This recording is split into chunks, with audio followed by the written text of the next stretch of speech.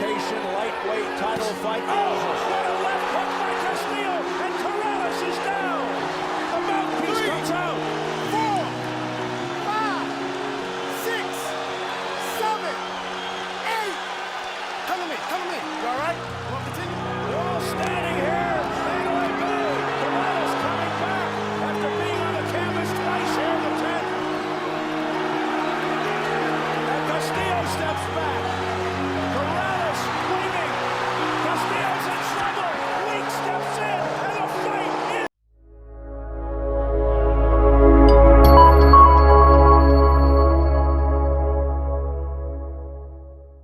Diego Chico Corrales Jr., born August 25, 1977, and died in a motorcycle accident May 7, 2007, was a professional boxer who competed from 1996 to 2007. He was a multiple-time world champion in 2 weight class divisions, having the IBF Super Featherweight title from 1999 to 2000, the WBO Super Featherweight title in 2004, the WBO lightweight title from 2004 to 2006, and the Ring Magazine's WBC and lineal heavyweight title from 2005 to 2006. In 2005, Corrales received Fight of the Year honors by Ring Magazine and Boxers Writers Association of America for his acclaimed first bout with Jose Luis Castillo. Corrales was born in Columbia, South Carolina, to a Colombian father, Diego Corrales Sr., and a Mexican mother. Corrales' early life was full of violence. He was raised in the Oak Park section of Sacramento. As a youngster, he was involved in street gangs at the age of 13 and witnessed his best friend killing in a drive-by shooting. Corrales had a degree in culinary arts. He trained at SACPAL, which stands for Sacramento Police Athletic League Boxing Gym. And he steps back in to land 3 punches. And he whacks Diego Corrales on the chin with a left hook. Quick-handedness that goes back in Michigan.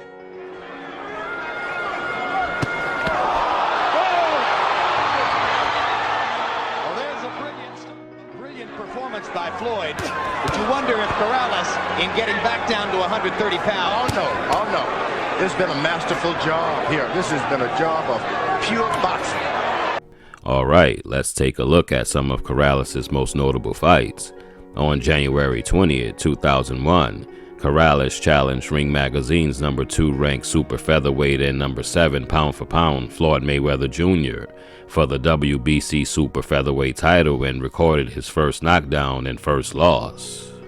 In the bout, Mayweather knocked down Corrales 5 times, 3 times in the 7th round and twice in the 10th. After the 5th knockdown, Corrales' corner stopped the fight, despite Corrales' protests.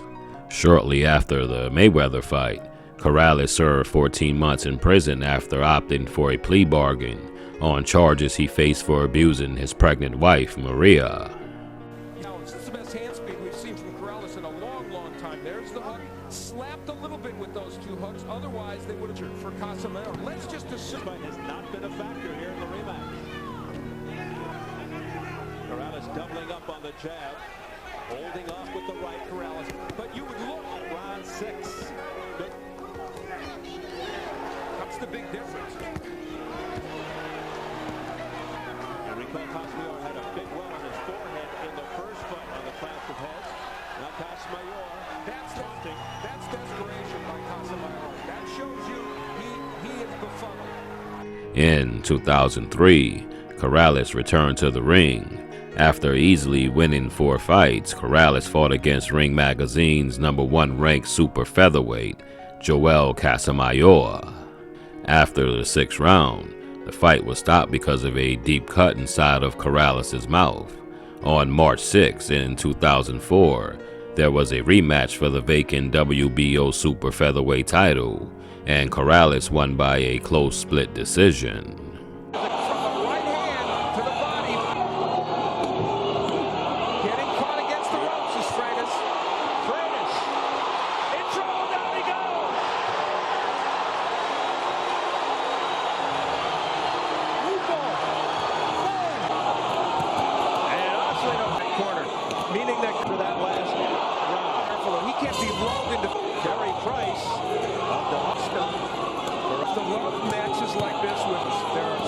different affair here. Under right hand down goes Freitas again. On August 7, 2004, Corrales fought former two-time super featherweight champion and current WBO lightweight champion Acelino Freitas, who came into the bout unbeaten. Corrales won the fight via TKO in the 10th round, making Corrales a two-time weight champion. Freitas won the early rounds, but by the later rounds he was visibly tired and began to be caught by Corrales.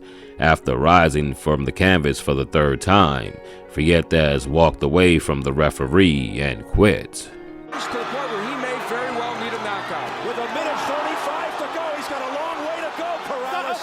But he just hurt Castillo with the right hand, or at least pushed him back. That was astonishing, and he hurts him with a hook. Corrales comes back a straight right. Now Castillo against the ropes. Unbelievable. Ebb and flow.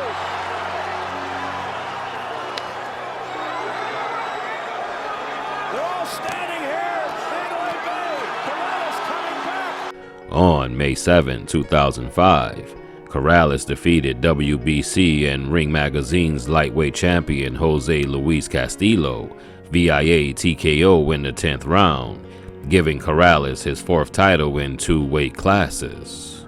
This fight is almost universally regarded as the best fight of 2005, with both men standing in front of each other, battering each other with hard combinations and power punches throughout the entire fight.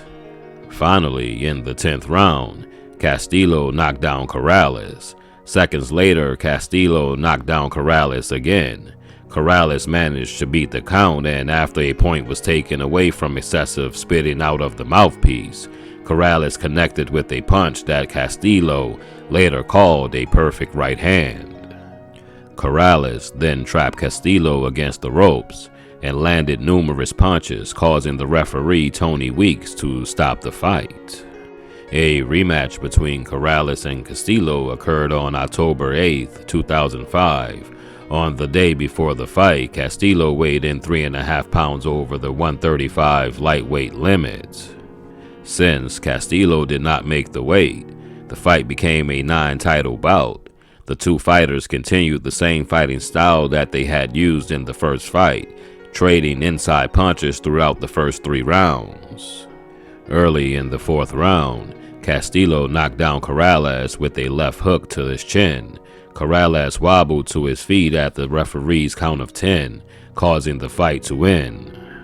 Corrales versus Castillo 3, dubbed the War to Settle the Score, had been scheduled for February 4, 2007, but it was postponed because of a rib injury that Corrales suffered while training. The fight was rescheduled for June 3, 2006. At the weigh-in, however, Corrales weighed the 135 lightweight limit, whereas Castillo weighed 139.5, causing the fight to be canceled. Corrales later sued Castillo for punitive damages. Corrales was scheduled to defend his lightweight title in a 3rd bout against Joel Casamayor on August 7, 2006. However, Corrales weighed in 5 pounds over the limit. He was given 2 hours to shed 5 pounds, but came back at 139 pounds.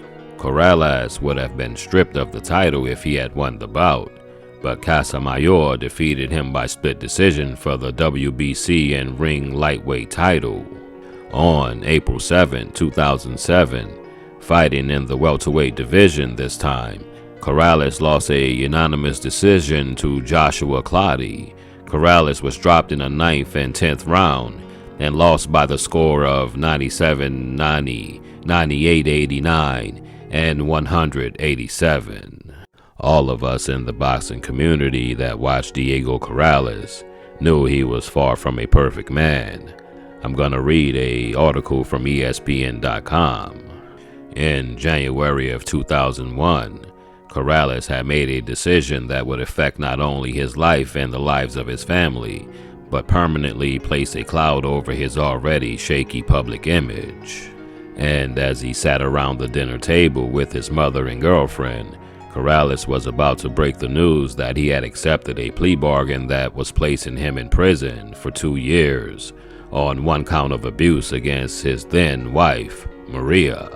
These are Diego's words, quote, "I was sick and I just wanted my life to get back to normal," unquote, said Corrales, then 34-1 with 28 knockouts, who headlines the season premiere of Show Boxing this Thursday night against Felix St. Kicks. Quote, "I didn't talk to my wife, who was then my fiance, about it. I didn't talk to my parents about it. I just went in and made the deal to turn myself in," end quote. Quote, "I want you guys to know this is what I did, and I can explain some of what I did and why I did it," end quote, he told his family. Now let's take a deeper dive into the death of Diego Chico Corrales Jr. On May 7, 2007, exactly 2 years to the date after his first fight with Castillo, Corrales was killed in a 3-vehicle accident near his Las Vegas home. Corrales was riding a 2007 Suzuki GSXR 1000 motorcycle, traveling northbound on 4th Apache Road in the southwest part of the Las Vegas Valley. Corrales struck the back of a car and was thrown more than 100 feet into oncoming traffic, and was struck by another vehicle. An ambulance was called by the witnesses at the scene. Corrales was rushed to the hospital but was pronounced dead on arrival. Las Vegas police spokesman Sergeant Tracy McDonald said, quote, "The accident occurred at approximately 7:30, end quote. McDonald could not say how fast the motorcycle was traveling. Corrales' blood alcohol content was 0.25 at the time of his crash, approximately 3 times the legal limit for Nevada. Corrales' boxing promoter Gary Shaw said, Corrales, whose career had suffered and faltered in recent fights, had recently bought a racing motorcycle, which he was apparently riding at the time he was killed. Quote, "He fought recklessly and lived recklessly," end quote. He said, quote, "That was his style," end quote. Thanks for watching. Don't forget to like, share, and subscribe, and hit up that comment section as well. Once again, thanks for watching. Death After Sports. Diego Chico Corrales.